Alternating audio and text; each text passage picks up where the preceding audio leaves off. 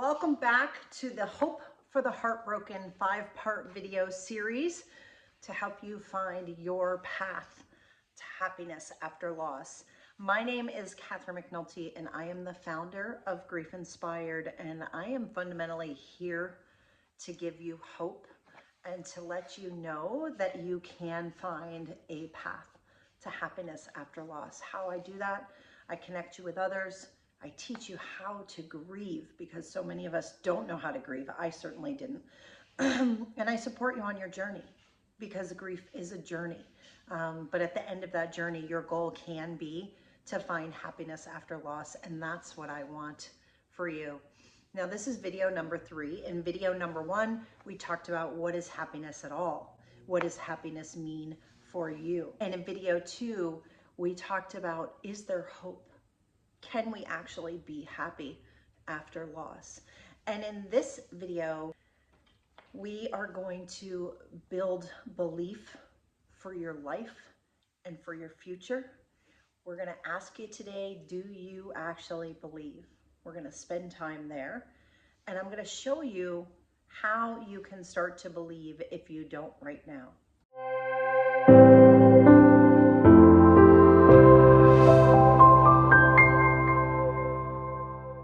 Here and you're watching this video, I am making the assumption that you are deep in grief, that you've experienced the deep, life-changing, gut-wrenching, tragic loss of someone very, very close to you. If that is you, I'm hoping that you've watched the previous 2 videos. And if you have, I want to ask you a question.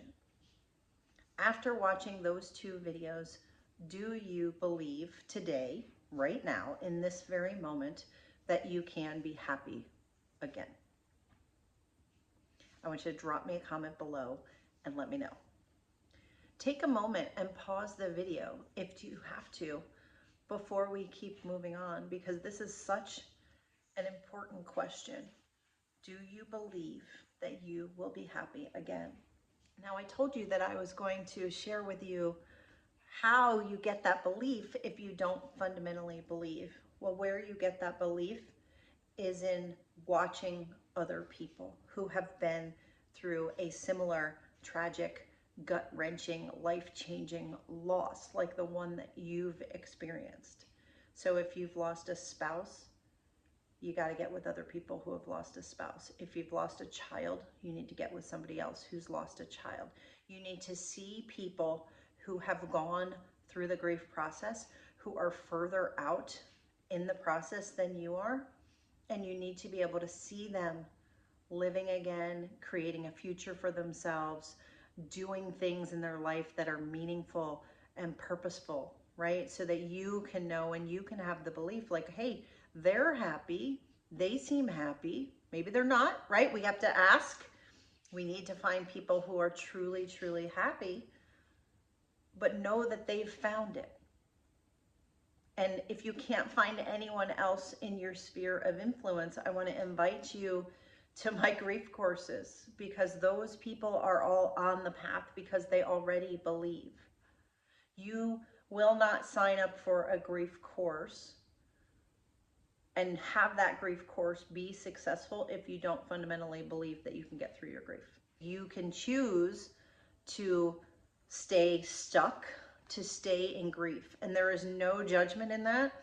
I stayed there for more than 2 years, and it's our right to be able to do that. We can all grieve how we choose. But what I have learned is that you have to not want to stay there. Lisa Nichols talks about it like taking up residence, right? Don't build camp there. Move forward, right? So say, I don't want to stay here. I don't want to be unhappy forever. And I think that when we're grieving, most of us will get to that point. All the testimonials that I share that are from people who have moved forward in their grief, who have started to develop belief, who are on their path to happiness after loss. I look at my grief journey now as a perpetual journey to keep finding more of my happy, right? There's a period of time where I feel like, okay, I've gotten through my grief. I've worked through most of what I had to work through, and I am fundamentally happy and okay with myself. I've accepted my loss. Yes, am I sad when I think about Jackson and how much I miss him, and when I watch the video every year that I have of him on this TV right here on his birthday, because that's when I watch it. Does it make me sad? Absolutely. But it is not all encompassing. It does not wreck my life. And I have put things on my path that honor him, like GriefInspired, right? That give meaning to what I went through. And I've created a life for myself that does bring me joy and fulfillment. And so that's what I want for you. I had never seen anyone when I was early in my grief who had really truly what I consider to be survived grief. And I didn't even know that that was a possibility. I didn't even consider it. I was literally just thinking that I was going to be miserable for the rest of my life, and that this was the hand that I was dealt, that this was my lot. Suck it up. I'm the youngest of 7. I was used to learning how to suck it up. But I came home from the hospital.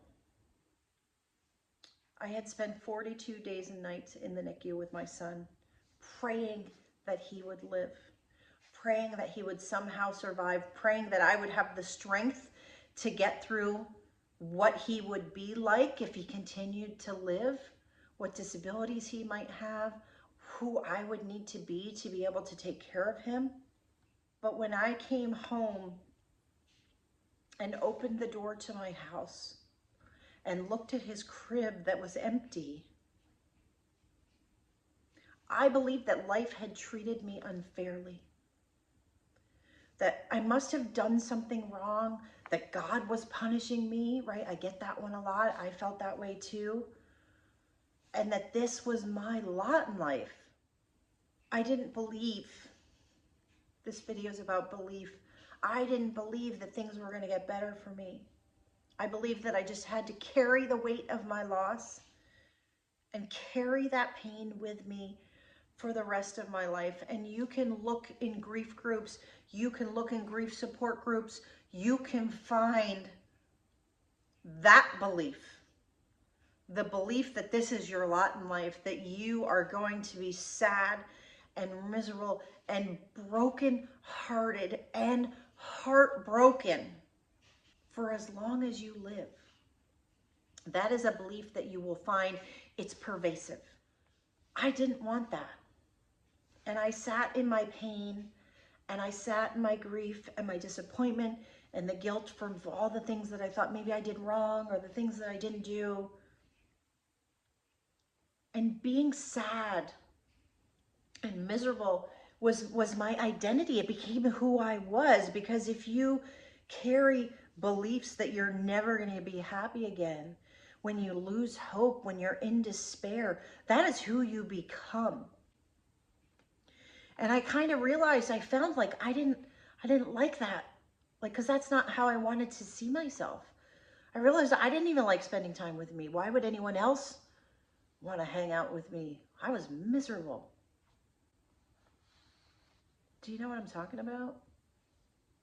Is that where you are right now? Let me know. Drop a comment. Is that where you are? Have you been there?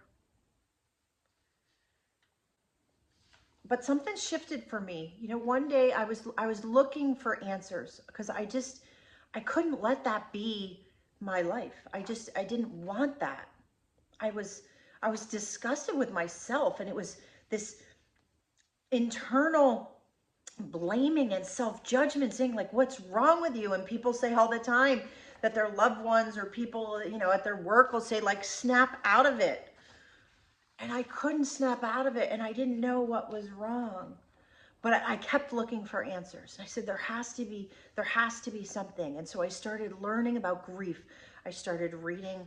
I got books on grief. I started watching videos. I started just exploring how was I feeling day to day, right? And this is what the grief journal that I have now that you can find on Amazon. That's what it's for. It explores like, how am I feeling today, right? It gives you a writing prompt to explore your grief. It tells you what am I grateful for anything in my life right now? Okay, yeah, I'm grateful that I'm still alive. I'm grateful that I'm breathing, right? You write those things down. And what happened is, as I started learning more, and that was the beginning of my path, I started looking for answers. And so at the beginning of every one of my grief courses, I say, you got to start looking for answers. That is where you start healing from grief, is when you start trying to understand your grief, when you start to understand, what does this mean to me? How is this affecting my life and how I'm going to show up in the world? And my world started to shift when I found the right person to give me some guidance. And I started realizing, like, I can find the answers. I started to find answers to some of the questions that I had about my grief. And I got to the point that I started to believe. This video is about belief. I got to the point that I started to believe that there was something on the other side of my grief. I didn't know what it was, but I had to find it. And so if you don't know what's on the other side of your grief just yet, I want you to believe that it's there, fundamentally. Go back to the last video, see your future, envision your future differently. Try on a couple of different scenarios like we did in the last video. Because I can promise you that there is something else for you on the other side of your grief, that you can find meaning and purpose in your loss. And I would go so far as to say that it's your obligation, that you have to find that meaning and purpose, because we are not meant to stay sad, in despair, heartbroken. That is not what is meant for us. That is not what is meant for you and for your life.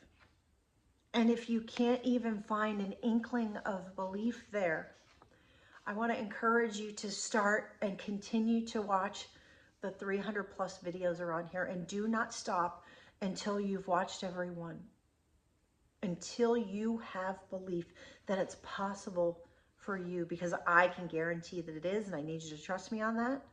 It is so possible.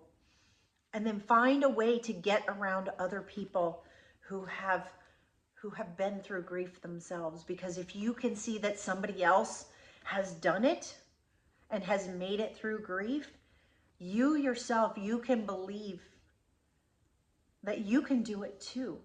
But you have to see someone else do it so that you can yourself believe that you can do it. Because we do have this crazy thing in our heads that says, oh, well, somebody else, they're better than me, they're luckier, you know, their life is different than mine. It can happen for them, but it can't happen for me. But no, that's just your head spinning stories that aren't true. It's a lie. If anyone else has found happiness after loss, you can find it too. And I want you to hang on to this belief. And if you want to talk to me, I can, in a 30 to 45 minute call with you, I can tell you what your path to happiness is, and I can put you on it. And you can decide whether or not you want to go at it slow and do it on your own, or if you want to accelerate going through the grief process and learn more of all the stuff that I've put together in my grief course to propel you forward, right? To give you the tools and the skills that you need. And if you're doing the work, you will get through your grief more quickly. It'll happen. So here we are at the end of this video. We're 17 minutes into it. I'm going to ask you the same question that I asked you at the beginning. Do you believe that happiness is possible for you? Answer the question in the comments below. If you have more questions about it, if you're struggling with anything, I want you to drop those in the comments below. Let me know. And when you are ready, I want you to reach out to me at griefinspired@gmail.com, and we are going to get to work.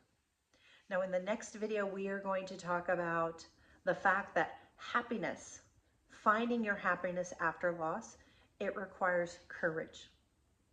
It is not easy, but nothing that is easy has the same value.